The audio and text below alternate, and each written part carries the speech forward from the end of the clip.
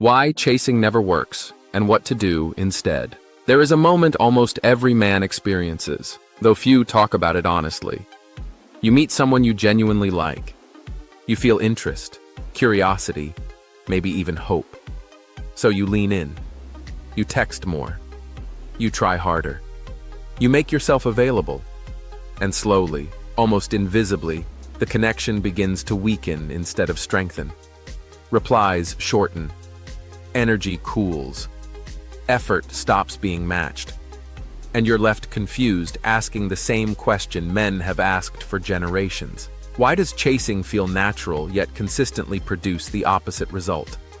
To understand why chasing never works, we have to step away from dating advice and look at human behavior more fundamentally. Because chasing fails for the same reason it fails in business, in friendships, and even in negotiations. It violates how value is perceived. Value is not created by pursuit. Value is revealed by selectiveness. When you chase, you reveal desperation rather than desire.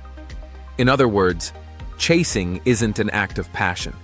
It's a display of a power gap. It communicates that you are more invested in the result than the person you are pursuing is. And that single signal changes the entire dynamic, even if everything else you're doing seems reasonable. Attraction does not grow in environments where one side is leaning forward and the other is leaning back. Attraction grows in tension without pressure. And chasing replaces tension with pressure. Here's the part most men miss. Pressure doesn't have to be loud. It can be polite gestures. It can be friendliness. It can be disguised as kindness, consistency, or good intentions. But pressure is felt, not analyzed. And once it's felt, her desire for you begins to die, even if she displayed signs of attraction at the start. Chasing also kills mystery.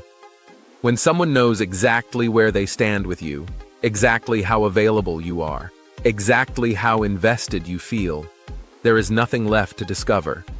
Curiosity dies. And curiosity is the engine of attraction. This is why you'll often see someone become more interested when attention is pulled away, even slightly.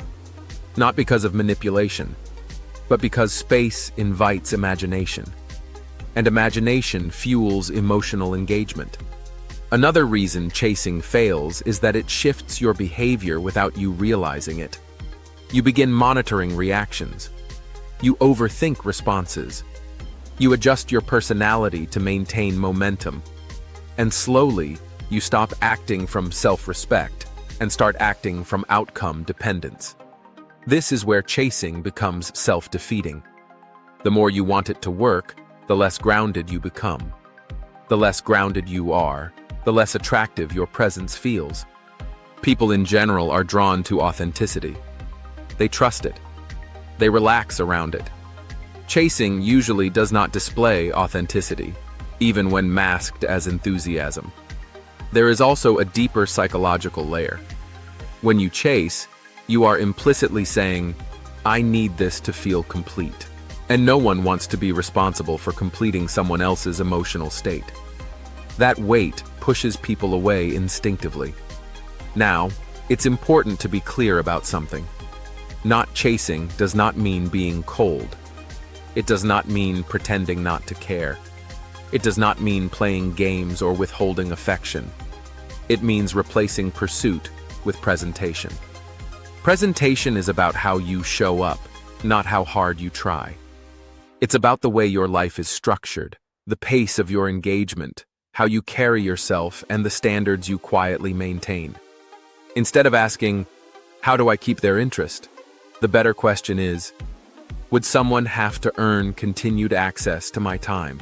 Simply asking that question transforms the entire situation by moving the focus off of her and back onto yourself.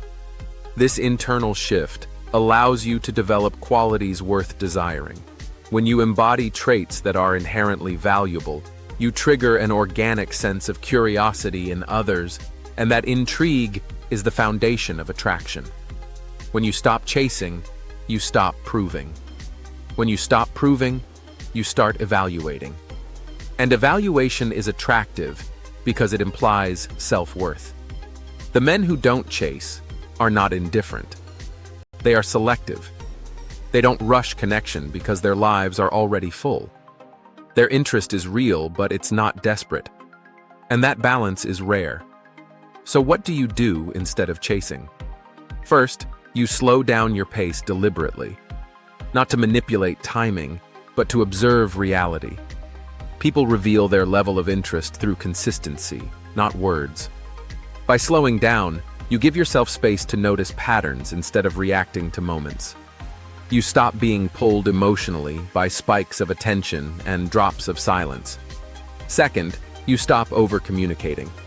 Over-communication is often disguised as clarity, but it's usually anxiety trying to stabilize uncertainty. You don't need to explain your intentions repeatedly. You don't need to narrate your feelings in real time. Let actions speak. Silence is not emptiness, it's information. Third, you maintain your routines regardless of interest. This is crucial. Your gym time stays sacred. Your work focus stays intact. Your social life doesn't shrink to orbit one person. When your life continues to move forward independently, attraction has room to attach itself instead of becoming the center of gravity. Fourth, you match effort rather than exceed it. Matching effort creates equilibrium. Exceeding it creates imbalance. If interest is mutual, matching feels natural and calm.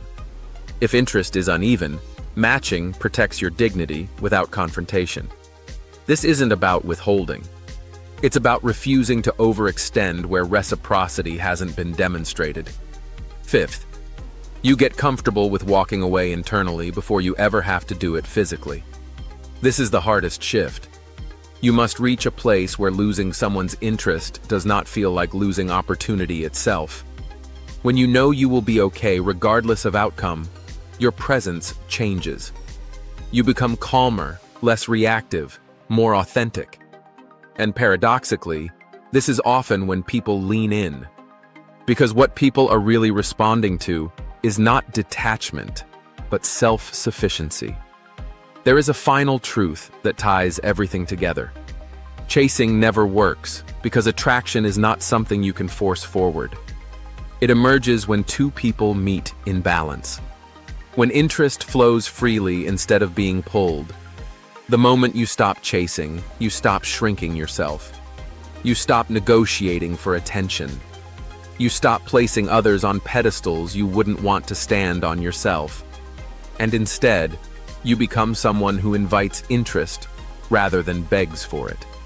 Not because you learned a tactic, but because you corrected the relationship between your self-worth and external validation.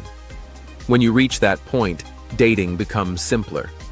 Not easier, but cleaner. Rejection no longer wounds deeply. Interest feels mutual instead of fragile.